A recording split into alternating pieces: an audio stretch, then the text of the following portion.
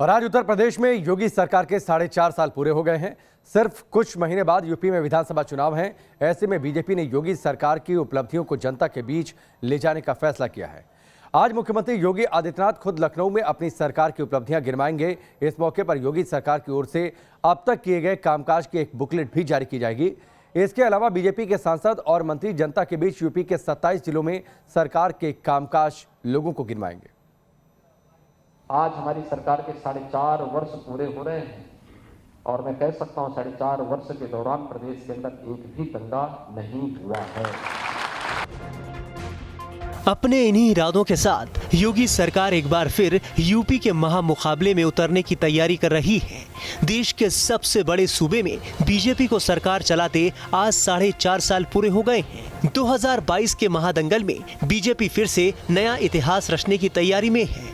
पिछले 4.5 साल में योगी सरकार की जो उपलब्धियां रहीं, वो उन्हें प्रदेश के एक एक नागरिक के बीच ले जाना चाहती है। बीजेपी अपनी सरकार की उपलब्धियां बताने के लिए आज लखनऊ समेत यूपी के 27 जिलों में दोपहर 1 बजे प्रेस कॉन्फ्रेंस करने जा रही है।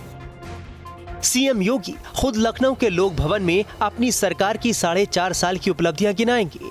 उधर मोदी सरकार के 4 केंद्रीय राज्य मंत्री, यूपी सरकार के 3 राज्य मंत्री और राज्यसभा सांसद अपने अपने प्रभार वाले जिलों में योगी सरकार का गुणगान करेंगे। अब एक नजर इस पर डाल लेते हैं कि कौन मंत्री और सांसद किस जिले में योगी सरकार की उपलब्धियों को जनता के बीच ले जाएगा। केंद्रीय राज्य मंत्री संजीव बालियान मुजफ्फरनगर में रहेंगे। सांसद वरुण गांधी पीलीभीत में सरकार की उपलब्धियां गिनाएंगे। सांसद प्रवीण निषाद संत कबीर नगर में मौजूद रहेंगे। सांसद रमाशंकर कठेरिया इटावा में रहेंगे। राज्यसभा सांसद जफर इस्लाम मुरादाबाद में रहेंगे। महेश शर्मा गौतम बुद्ध नगर में मौजूद रहेंगे।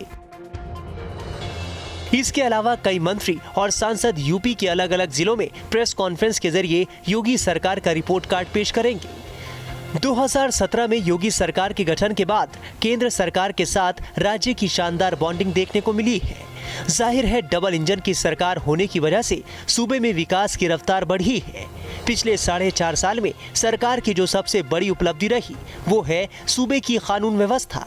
पिछले 4.5 साल में यूपी में एक भी दंगा नहीं हुआ और तो और माफियाओं के खिलाफ कार्रवाई भी योगी सरकार इसे अपनी बड़ी उपलब्धि मानती है।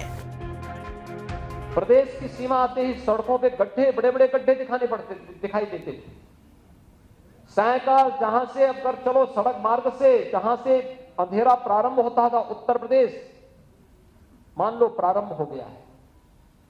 और दंगे हर तीसरे दिन चौथे दिन एक बड़ा दंगा उत्तर प्रदेश में होता था। कोई जनपद ऐसा नहीं बचा था जहां बड़े बड़े दंगे न हुए। लेकिन आज हमारी सरकार के 4.5 वर्ष पूरे हो रहे हैं और मैं कह सकता हूं 4.5 वर्ष के दौरान प्रदेश के अंदर एक भी दंगा नहीं हुआ है।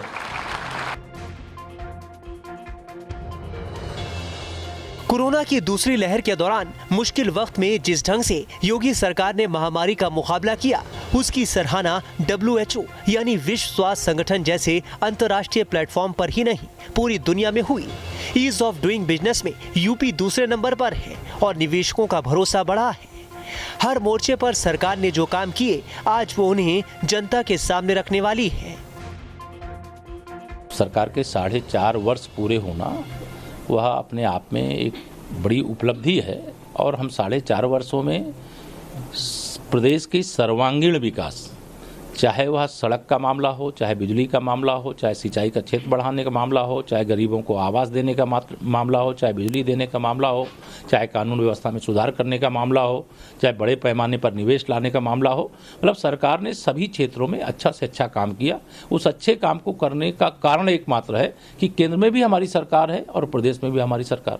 2014 में केंद्र में हमारी सरकार थी, प्रदेश में 17 में तक नहीं थी सरकार। जब तक सरकार नहीं थी तो प्रदेश के लोगों को उसका लाभ नहीं मिल पाता था। आज सबको जो लाभ मिलना चाहिए वो लाभ मिल रहा है, क्योंकि विपक्ष की नीति कुछ का साथ कुछ का विकास करने की है और भाजपा की नीति सबका साथ सबका विकास करने की है।